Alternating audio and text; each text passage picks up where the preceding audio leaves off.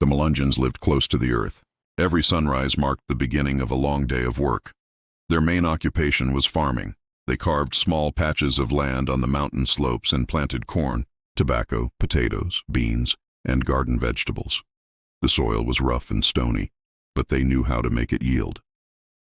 Corn was the heart of their diet, ground into meal for bread and mush. Tobacco, on the other hand, became their main cash crop, traded for salt, sugar, and tools. During planting and harvest seasons, the entire family worked together. Men plowed with wooden tools pulled by oxen or mules, while women tended the gardens and preserved food for the coming winter. Children carried water, gathered firewood, and learned the rhythm of mountain life from their parents. When the fields were quiet, hunting and herding took over. The forests of Appalachia were full of life: deer, rabbits, squirrels, and wild turkeys. Hunting wasn't just sport, it was survival. The Melungeons used every part of what they caught: meat for food, hides for clothing, and bones for tools. They also raised chickens, goats, pigs, and sometimes cows. Goats gave milk, pigs provided meat and fat, and chickens laid eggs year-round. Every animal had a purpose, every resource was used wisely. In the long evenings and winter months, craft work kept them busy. Melungeons were skilled with their hands. They built furniture, made shoes, spun yarn, and worked with iron. Men became blacksmiths, repairing tools and forging knives or horseshoes. Women spun wool and wove cloth for the family's clothing. Their craftsmanship was simple, durable, and deeply practical. The Melungeons also practiced trading and barter. Since cash was rare in mountain life, people exchanged goods and services. A farmer might trade a sack of cornmeal for a pair of handmade shoes, or a wooden chair for a basket of dried fruit. Barter wasn't just business. It built community trust and connection. Some Melungeons worked as laborers in nearby towns or farms. They chopped wood, made charcoal, or helped harvest crops for wages. Others walked miles to sell tobacco or handmade goods at small frontier markets. No work was too small or beneath them. Their dignity came from hard, honest labor. Through all of this, their lives were guided by faith, family, and endurance. The Melungeons didn't have wealth or luxury, but they had resilience, the kind that only grows in people who live close to the land. The Melungeons remind us of a time when every meal came from the earth and every possession from one's own hands. They lived by the values of work, humility, and perseverance, qualities that built the foundation of America itself.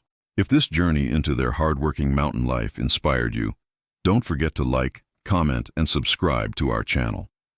Your support helps us keep these forgotten stories from fading into history. 9:24 a.m., 10/29/2025. Muhammad Habib. In the misty mountains of Appalachia, the Melungeons lived by the sweat of their hands. They farmed the rugged land, growing corn, tobacco, potatoes, and beans. Every seed they planted was a promise to survive. When they weren't farming, they hunted deer, rabbits, and wild turkeys, or raised goats, pigs, and chickens for food. Nothing went to waste. Meat, hide, and bone all had a purpose. Melungeon men were blacksmiths and woodworkers. Women spun wool, made clothes, and traded what they crafted. Money was rare, so barter ruled the mountains. A loaf of bread for a pair of shoes, or a chair for a jar of honey. Some even walked miles to nearby towns to work as laborers, cutting wood, making charcoal, or selling tobacco. They lived hard, worked harder, and built a life out of pure determination. If you enjoyed discovering this forgotten piece of American history, make sure to like, comment, and subscribe for more stories of the past that still shape our world today.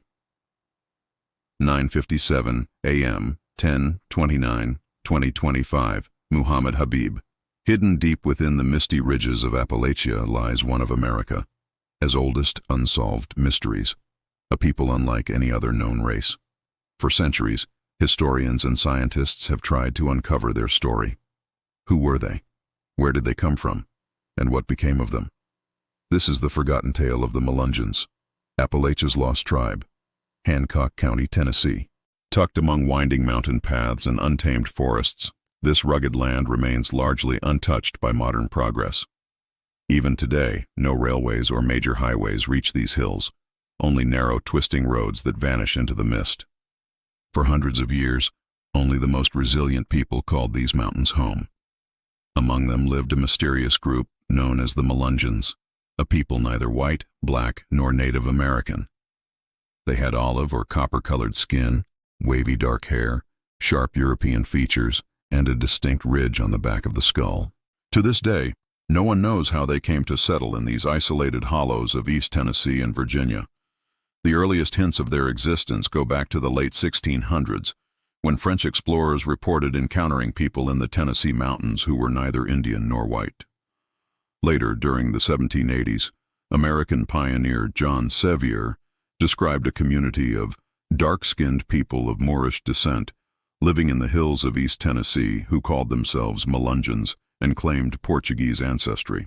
By 1795, official records listed around 300 free, non-white individuals living in the mountain regions, the first government acknowledgement of the Melungeons.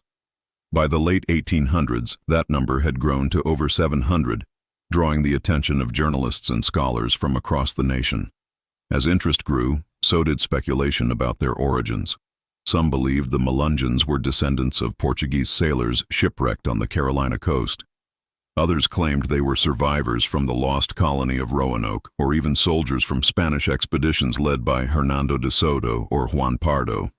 And then came the most incredible theory of all, that their bloodline traced back to the ancient Phoenicians of Carthage, who fled across the Mediterranean after Rome's conquest in 146 BC. According to this legend, Carthaginian refugees settled in Morocco, crossed into Portugal, intermarried with locals, and later sailed across the Atlantic. Rejected by European settlers because of their dark complexions, they moved inland, eventually making their home in the Appalachian Mountains. Another theory connects them to Sir Walter Raleigh's lost colony. In 1585, over 100 settlers vanished from Roanoke Island, leaving behind only the word Croatoan carved into a tree. Some historians believe those settlers merged with local tribes already mixed with Spanish or Portuguese blood, and that their descendants became the Melungeons. Others link them to Hernando de Soto's expedition in 1540. De Soto and 600 men ventured deep into Tennessee searching for gold and pearls, but after brutal battles and the explorer's death, survivors may have remained and blended with native tribes. A final theory suggests that Juan Pardo's soldiers, left behind in the 1560s after a deadly native attack, escaped into the hills and started families there, their bloodline becoming the Melungeons of Appalachia. By 1900, the Melungeons of Newman's Ridge were a distinct community, claiming Portuguese heritage and fiercely independent. However, Tennessee law classified them as free persons of color, which restricted land ownership and social status, forcing them to live on poor mountain soil. As decades passed, their story faded. By the 1930s, younger Melungeons began leaving the mountains, marrying into other communities, and starting new lives. By the 1960s, those with Mediterranean features had all but vanished. America's lost tribe had seemingly disappeared. Their name re-emerged in the early 2000s when genealogy websites like Ancestry.com sparked renewed curiosity. Thousands began claiming Melungeon heritage, and DNA studies followed. Surprisingly, results revealed a complex mix: African, Native American, and European ancestry, a true melting pot. But these tests raised more questions than answers. Geneticist Dr. Michael Thomas explained that DNA companies focus on living populations, not extinct or ancient ones. With so few Melungeons surviving into the modern era, genetic tracing becomes incomplete and uncertain. He noted, "By the time you go 10 generations back, you inherit DNA from only a fraction of your ancestors. Entire lineages disappear in your genes." So, who were they really? A tri-racial community or descendants of an ancient civilization lost to time? Perhaps the truth lies somewhere in between.